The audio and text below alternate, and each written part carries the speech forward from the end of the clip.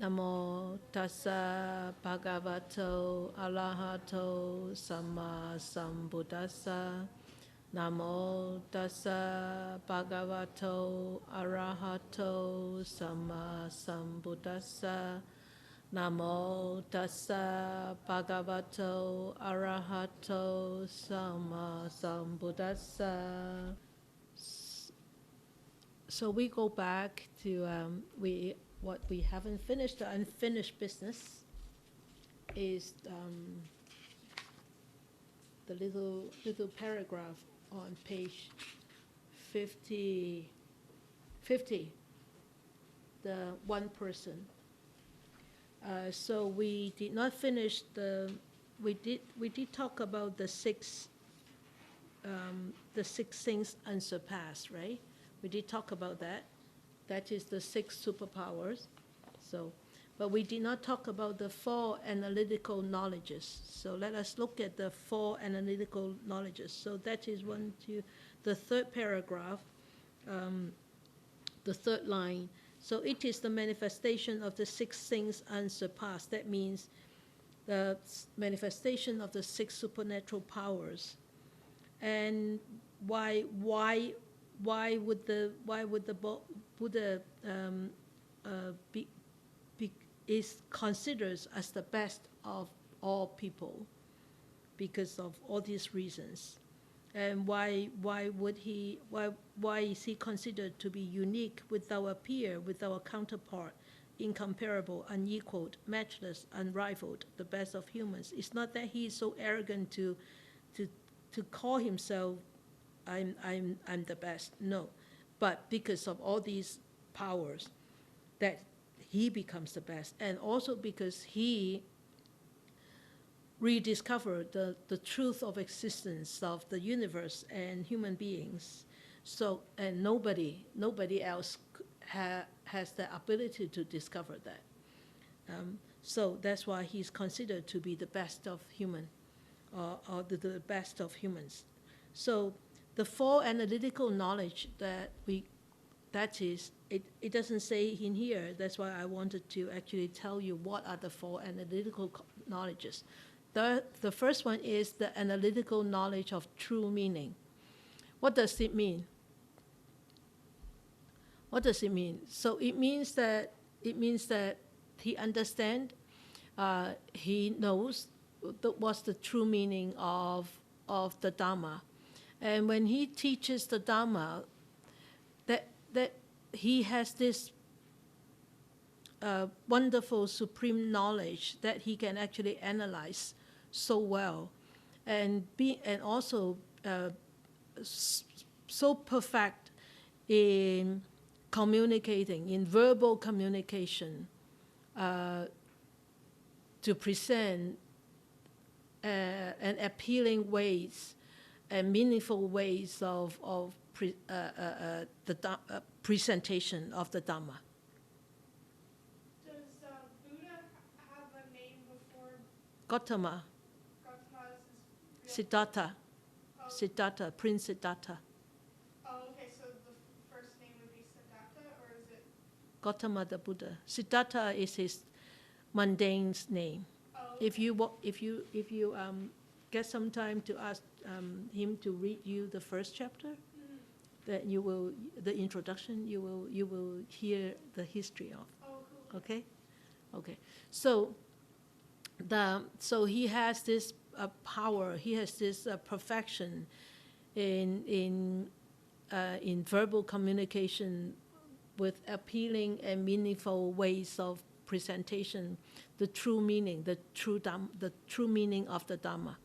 So the second is the analytical knowledge of the law. That means you can see this. Oh, it's Dhamma Patisabhita.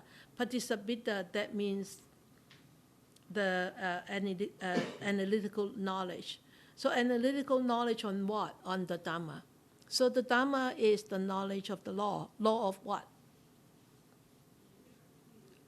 Yes, the law of universe, the law of existence, right? The law of impermanency. Yeah, these are all the law that actually Buddha rediscovered. And even though the Buddha is not here or was not born, if he wasn't born, if he weren't born, these laws are still there, right? So he did not invent this law. These laws of causation, these laws of impermanence, these laws of dependent origination were not invented by him, but he rediscovered them. And then he put them together and teach us. And so he has this analytical knowledge to actually to present the Dharma to us. Okay? Then this nirutti, that nirutti means language. So he has a very high analytical knowledge of language. So, for example, when we read these passages, if we don't go deeper to dig into it, we don't analyze it, we will just what? We'll be just on the surface all the time. So, but if we try to analyze them, and if we try to really contemplate on them, then we will go into a deeper meaning, right? So for some of these teachings here. So in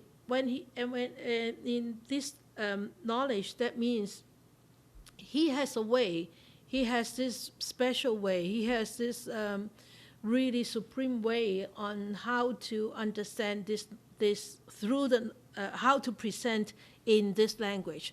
And of course, you remember in the older days, there are no printing, there are no books, there were no writing. Everything was passed down by oral tradition. So the Buddha taught, and people listened, people heard, and they passed it on. So remember, these were all being passed down by oral tradition from the Buddha to all the practitioners, all the monks, but one person was very particular. Who was that? Ananda. Ananda was very particular because he had a perfect memory, and he remembered all the teachings of the Buddha. And when they compiled the teachings of the Buddha together, they asked, Mahakassapa asked Ananda, you have to be present to really, so that we can compile the Dharma part, the teachings part of what the Buddha has taught. So there are three parts of what the Buddha has taught, and they compile together. The first part is just the Dharma, the teachings. The second part is Vinaya, that means the precepts. The third part, Abhidhamma. Okay, so the Buddha, and then the Ananda said, but we need you to become enlightened before you can really come and be participant in it. So they need 500 arahats, and there were only 499 then. Ananda wasn't enlightened yet. Ananda said, okay, give me 7 days, I'll become enlightened. And he tried so hard, meditating, wanting to be enlightened. On day 7, at the last watch of the night, that means between 2 o'clock and 6 o'clock, that is the last watch of the night. And he said, I won't attain enlightenment. I'm so tired. 7 days, day and night, he was practicing, he was meditating. I give up. I'm going to bed. So he puts his head on the pillow, and then he became enlightened. Because why? At that time, he just wanted to rest. Nothing but to rest. So there was no craving in enlightenment. You see, if one is craving for enlightenment, one is actually walking towards the different direction. Yeah, Dana? With Buddha, was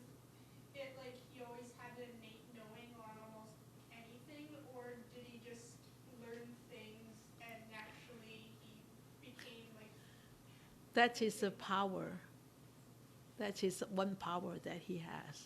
Oh, okay. He knows it because of all his past lives, many eons of past life.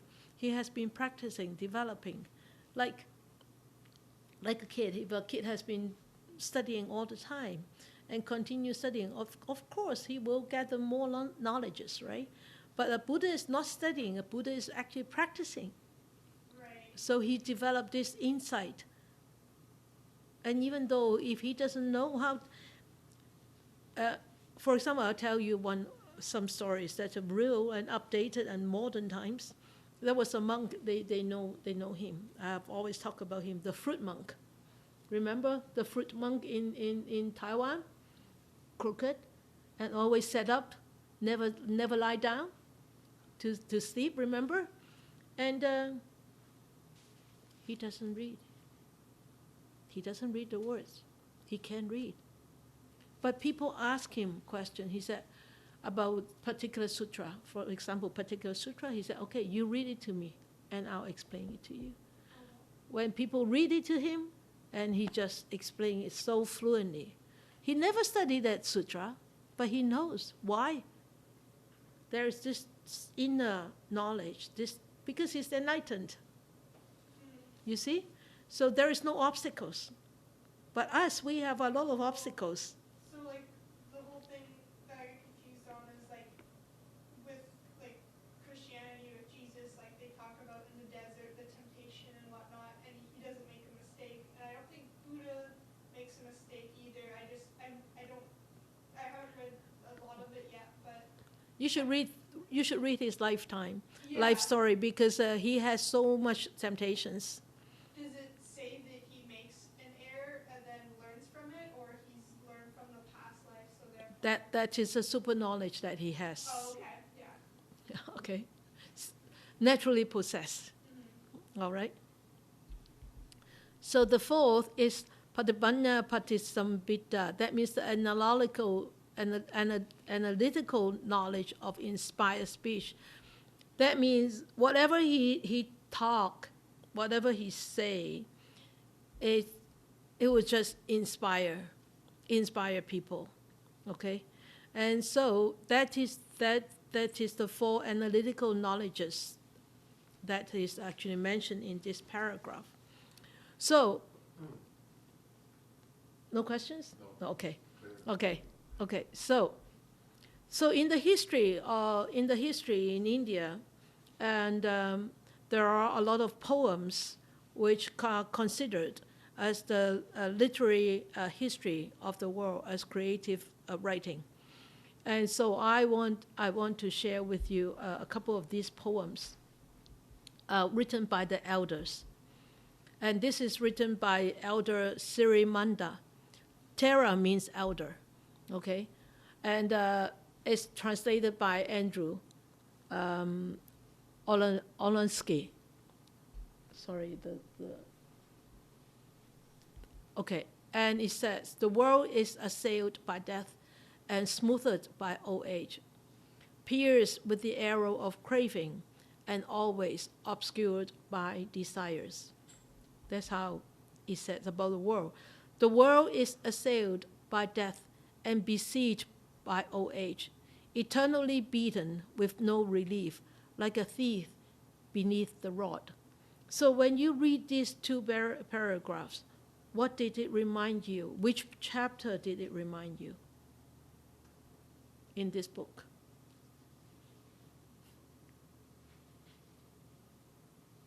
Nobody? In the mountains. Yes. Chapter 1, isn't it? Is it chapter 1? The human condition, remember? Yeah, when the mountains come crashing onto you, what are those mountains represent? Old age, death, sickness. Like a thief beneath the rod, what does it mean? Eternally beaten. Like, right, in the old days, they whip you, right? And now, some area like Singapore, they still whip. What? Yeah, they still whip. Huh? Caning, they call caning, yeah. Yeah. And then the 450 is old age, illness, and death approach like three great masters of fire. No strength can resist them, no speed can outrun them. Right? True, isn't it? Yeah, we all experience that. So this is, remember, this actually relates to, you can relate it to the first chapter. This is so good, so that's why I wanted to share with you. And then he says, spend your days without confusion, whether few or many, remain days. For every night that slips away, there is that much less of life left. This is scary. Depressed? Oh, actually, it's actually very, very optimistic because, wow, my life, I better use it right now. Don't wait. There's no waiting. But a lot of us wait. Oh, wait until tomorrow, I'll do that. Wait until tomorrow, I'll go and visit him. He's too sick, but he won't die. I'll go and visit him tomorrow. I'll go and visit him next week. But you see, you regret, right? I did. You did too? Shake hands. Yeah, so this is too long already, one night. What I used to say is, how close you are. One breath closer. One breath closer to death. When we take one breath, then we are one breath closer to that end of life. That's even more depressing. That means make full use of your life right now. Make full use of your life right now, right here. Don't wait too long, yeah?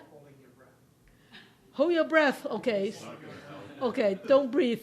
Then you kill yourself faster. So whether walking or standing, sitting or lying down, your final night is drawing near. You have no time to be lazy. He wants to remind us, life, the end of life is very imminent. Even though we are not aware of it, we should be aware that we need to actually put ourselves into practice right away. Don't wait too long. I love this poem. That's why I wanted to share with you, because it echoes with the first chapter. So I want you to reflect on this. So what is Buddha to you? What is Buddha to you? You said teacher? Oh, he's just somebody in the past. I've never met. He's nobody to me. The role model, yeah. Anybody else? You want to become a Buddha yourself? Yeah, role model, right? What comes to my mind, I know this sounds a little ridiculous, but like bud, when like a plant or a vegetable or whatever opens, and then just the word like it's happening, Yeah. growth and everything else. Yeah, you become a Buddha just like, Still a long way to go. We all still have a long. How often you remember him at times of sweetness? Not very often. At time of sweetness. Not very often, right? It's the most important times to remember, I think. The highs and the lows. Yeah, but we don't. But it's the most important time. So how often you remember him at times of difficulties and challenges? All the time. Yeah, he's like a buoy, right? Yeah, grab hold of the buoy. Yeah, grab hold of his buoy, and I'll be safe. I'll be okay. But also remember the Buddha at the time of sweetness too, because sweetness may turn into bitterness very soon. Who knows? Nobody knows. It's not pessimistic, but it is realistic. Because how long would sweetness stay? Yeah. Usually pretty short. And how long difficulties and challenges stay? Usually very long, right? You see? So when we remember him, not remember him as an idol, as somebody that we actually pray to so that he can come and help us. No. Remember him is remembering his teachings and remembering how his qualities, how he actually strived through difficulties, and how he renounced the rich life, the rich and comfortable life. And that is the important thing to remember. And when you remember the teachings, when you remember him, that means at that time you're connected with his teachings. Then those teachings will help you to understand your own situation at that moment. If it is a difficult situation, you remind yourself it will not last very long. But it is my mind wanting it to go sooner. That's why I'm suffering. When it is sweet, you say, okay, this is sweet. Okay, I enjoy it, but don't cling on it for too much, because it will go, right? So remember that, all right? And would remembering him at the low time support, encourage, and console you? Oh, I have told you already. Would remembering him at times of low time would console you, support you, and encourage you? Yeah, that's good. So bring him all the time with you. Every day, every moment, every second, carrying him with your elbow. Bring him along. So just like the movie, it's called Tuesdays with Morris. Yeah, I bet you may have watched it, Tuesdays with Morris. And he said, in the Buddhist way, there is a little bird on your shoulder, and the bird is just reminding you, are you living the way you want to live that day? So it's your little bird there. So that little bird, did you carry your Buddha? Did you carry the Buddha with you? Did you carry the Dharma with you all the time? Okay, so remind yourself. So this is not in the book, but I want to talk to you about this, because this chapter is called the Bringer of Light. The Bringer of Light, but it doesn't include this sutta in here. So, but I wanted to include this sutta in here. It's called the Sun. It's Samyutta Nikaya, 56, subchapter 38. He said, Bhikkhus, so long as the sun and moon have not arisen in the world, for just so long there is no manifestation of great light and radiance. But then blinding darkness prevails, a dense mass of darkness, for just so long day and night are not discerned. The month and fortnight are not discerned. The seasons and the year are not discerned. So what did you get from this paragraph? So long the sun and moon have not arisen in the world, for just so long there is no manifestation of great light and radiance. But then blinding darkness prevails, a dense mass of darkness. So what does he mean by darkness? What does this mean by darkness? Ignorance. Yeah, Sue? Ignorance. Any more? Sufferings. Good. That is sufferings, yeah. Confusion.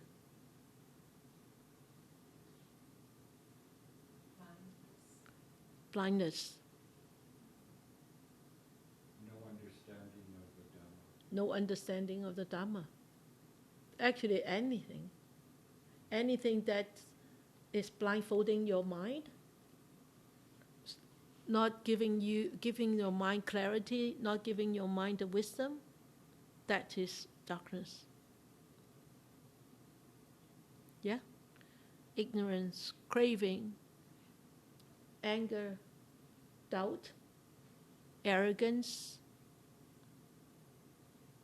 confusion, that cause sufferings. Right? So this is the darkness.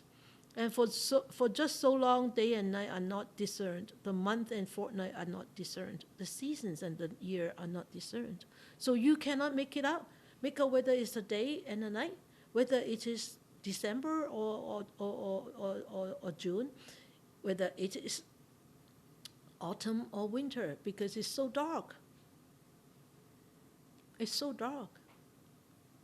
And we're so blindfolded. We don't see anything. Okay? So, and the next one he said, but bhikkhus, when the sun and moon arise in the world, then there is the manifestation of great light and radiance. Then there is no blinding darkness, no dense mass of darkness. Then day and night are discerned. The month and fortnight are discerned. The seasons and year are discerned. So, there is no blinding darkness because there is light and radiance. So when in a dark room, you want to see things, you have to turn the light on. If you don't have a light, hopefully you have a candle. If you don't have a candle, hopefully you have a light, a match. At least you see little quick sparkle. At least you will have some idea of where is the switches, where is the switch, right? So when the sun and the moon arise, of course they don't arise at the same time, they arise at the different times, there will be this manifestation of great light and radiance. Okay? So too bhikkhus, so too monks, he said, so too as a Tathagata, that means the Buddha, enlightened one, has not arisen in the world, an arhat, a perfectly enlightened one. For just so long there is no manifestation of great light and radiance. But then blinding darkness prevails, a dense mass. So it's the same. A dense mass of darkness. For just so long there is no explaining, no teaching, no proclaiming, no establishing, no disclosing, no analyzing, no elucidating of the Four Noble Truths. So here it says, if the Buddha does not arise, if he did not arise 2,600 years ago, so all this Dharma, there will be no explanation of the Dharma, there will be no teaching of the Dharma, there will be no proclaiming the Dharma, there is no establishing the Dharma, no disclosing the Dharma, no analyzing, no elucidating. There's no Dharma at all. And he says here, it's only the Four Noble Truths. Okay, the Four Noble Truths are sufferings, the cause of sufferings, cessation of sufferings, and the path of cessation of sufferings. So why is this so important, the Four Noble Truths? Why is it so important to us? Why he keeps saying this? So we understand the nature of reality. Yeah, our life, right now. When our life is, and when we encountered ups and downs in our life, and then the mind starts to go into this craving and go into this anger, and we start to create those we start to become unhappy, we start to become dissatisfied, we start to become miserable, we start to suffer. Then, does this ring a bell then? Oh, the Buddha said, the Buddha taught the Four Noble Truths. Does it ring a bell to you? Would you ring a bell there? Can you remember? Yeah, we are studying, we are reading it now, we are reading it out loud now. But in your real life, can you recall that at the time of difficulties? Very rare. Yeah, very rare. Yeah, this human mind is so cheaty, is so cheeky, is so tricky, is so darn smart to avoid the reality, right? Yeah. So you agree. Thank you for agreeing. So he said, but bhikkhus, when a Tathagata arises in the world and Arahant are perfectly enlightened, you can see it's the same. When he arises, then there is the manifestation of great light and radiance. Then no blinding darkness prevails, no dense mass of darkness. Then there is the explaining, teaching. That means he would start to teach. He taught, and now we know. Now we can read. Now we have this Dharma to read because he has arisen 2,600 years ago. So what for? The Four Noble Truths. The Four Noble Truths, the noble truth of suffering, the noble truth of the causes of suffering, the noble truth of cessation, and the noble truth of the way leading to the cessation of suffering. This is a very important, this is actually the core teaching, one of the core teachings of the Buddha, the Four Noble Truths. And this is the foundation that we really need to actually build on, very strong foundation to build on.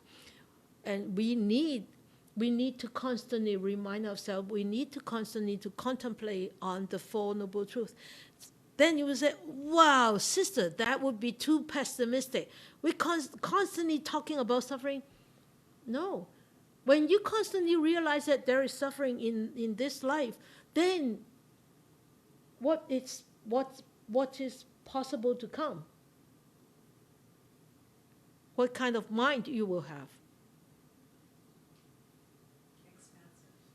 Expansive. Yeah. And wiser and free. You want to stop it. You want to renounce. You want to be free from it, right? Then so you have to have that strong volition to renounce, to let go, to be free. That is called ultimate freedom, ultimate detachment. How do you detach if you are so attaching to your mundane life, to your mundane sensual pleasures?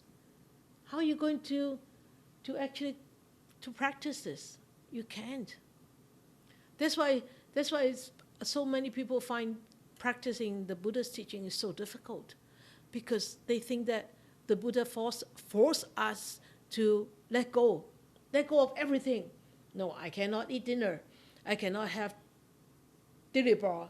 I cannot have chocolate. No, that is not renunciation. Yes, you can have dilly bar.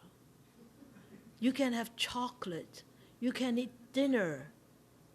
But it's just that when you don't have those, you don't sit there and cry and beat yourself up. Where's my dilly bar? No, you don't. And you say, oh, there's no dilly bar, there's no chocolate, and I don't eat dinner. It's okay. Then you don't cause sufferings to yourself. You see? But we do constantly cause sufferings to ourselves because we forget. This is a bigger thing, but like I noticed with the food industry, everything's changing so much that even if you attach yourself to that one item that you really enjoy, it might not be there in the next 5 or 3 years type of thing. Then you start to cry. Oh. So the food industry make you miserable. So we have cut out completely preservatives and any processed food, and so she's talking from experience here. Yeah. Yeah. I know, but It's tough. it's tough. So abstain from those. We still have a lot of fresh vegetables, Yes. right? Yeah, especially from Po Lam, especially from our precious forest, right? Okay, so that's this subchapter finished. The one person. I just want to share with you because the bringer of light, when you really need to actually study this sutta, the sun. So you understand why would the Buddha be addressed as the bringer of light?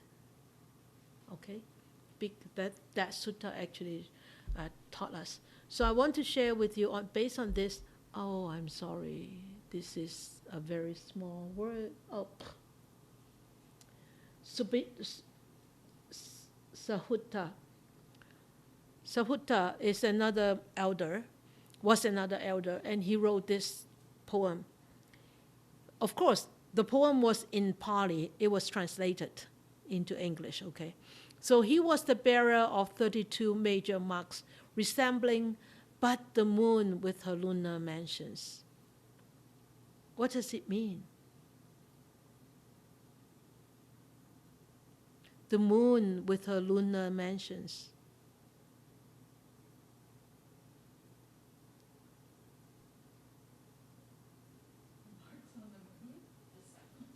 Huh? The cycles of the moon? What is mansion? Mansions. Huge houses, right? Mansions. Like landings. But the moon with her lunar mansions is the big, huge landing of the moon. When the moon shines, does it only shine on one spot? It's the same moon. You can see the moon in BC, in Abbotsford, in Mission, in Chilliwack, in Vancouver, up north, Prince George. You can see the same moon. The area that it covers is so immense, it's so huge, isn't it? Yeah? He was endowed with minor marks similar to the sovereign set trees. That means the set tree that like a Bodhi tree, okay? Which had blossomed. When a set tree or salad tree blossom, it's so pretty, so beautiful. They said the salad tree blossom every how many thousands years? Oh, once every thousands years. So can you imagine how beautiful that is? So he was endowed with those minor marks and surrounded by a network of radiant rays. He shone similar to a gold mountain surrounded by his radiant rays of a fathom, measured similar to the sun of 100 radiant rays. Can you imagine? If we look at Mount Mount Shem in the morning when the sun rises, do you see those rays coming down? Beautiful, but 100 radiant rays. Can you imagine those? That is so powerful, so bright, so pretty, so beautiful. And the excellent conqueror of Goat Face was like a mountain of female recluses. So pretty, beautiful, okay? Like very serene, beautiful. You say exquisite? Exquisite? No, this is not exquisite. You cannot. I don't think you can describe a human face with exquisite, right? You can? Really? Huh? Features. Oh, okay. His heart was brimful of mercy, and his quality resembled the ocean. This is just part of the poem I picked out. So I just wanted to share with you this radiance and this quality. His heart was brimful of mercy. That means kind, loving kindness, compassion, right? Karuna. And his quality resembled the ocean. Can you quality resemble the ocean? How big is the ocean? It's endless. All the oceans are connected, right? All the 5 oceans in the world are connected. And his quality resembled that vastness of the ocean. It's a beautiful poem. If you can read the Pali, it's even more beautiful. Okay? So, reflections. I probably know that I am running out of time, so I did not. I just put it in one go. So what is the blinding darkness in human existence? We talk about that. How would one feel if one is overwhelmed by this blinding darkness? I don't like it. Do you like it? No. What methods did the Buddha teach us on how to come out of darkness? Huh? Changing? Like Reflect on impermanence. constantly reflect on impermanence? Good. Constantly, what? How? Detaching from things that you crave. How? What methods? How? Meditation? But even during meditation, really, you can detach that much? It's the practice, yeah. And also during meditation, you can also reflect upon the law of dependent origination. Whatever experience that you are experiencing at that moment, it arises out of causes, out of conditions. It doesn't just arise out of a blue moon. It's there because of conditions. And it's disappear because of conditions. Right? If you want to make bread, so those cooking monster, if you want to make bread, if you do not have water, can you make bread? You can't. Can you replace water with something else? Yes, with milk. But if you don't have milk, you can't. Just mix it with butter. Really crunchy, very hard, right? So, conditions. Without one ingredient, you will not make a perfect bread. Without two ingredients, that's even worse, right? So, that's all dependent origination, remember. So simple. When you just look at making cookies or bread, then you see this is the law that he taught us. And constantly reflect upon them. And do they work? Does meditation work? Does detachment work? Does understanding the law of impermanence, does understanding the law of dependent origination work? Why? I think if we really get to this like ever-changing whatever it is, like sweet would then disappear, all the non-sweet and suffering will disappear too. And in a way, you don't have to suffer so much knowing it's going to change. You just have to deal with it, and then it will eventually. Moment to moment. conditions Yeah. and stuff. Yeah. So is there any mundane way to cast away blinding darkness? No, it brings more darkness in our lives. Really? So pessimistic. Well, no, by not being mindful and working at it, it's not that it brings more, but it doesn't bring us away. I think some mundane way can cast away some blinding darkness. So what are psychologists there for? Well, to me, that's still being mindful, though, right? They're teaching you ways, even though they're not calling it mindfulness quite often. But they're still teaching you I like that. mindfulness, right? Yeah. Because it's being aware. That's they're teaching you to notice your own thoughts and your own way of behaving and what it is to fix those problems. So even though we're not thinking of that as mindfulness. What about medications? Yeah. That is mundane way. Sometimes it helps to calm down a person. I mean, our doggy had an operation, and the vet prescribed her with some calming medications. Right? So How about hiking in the woods? that is mundane way.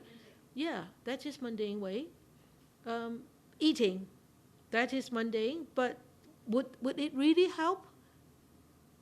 It won't help in the long run, right? Eventually you have to deal with it. Hiking in the woods is a meditation. It's not just walking.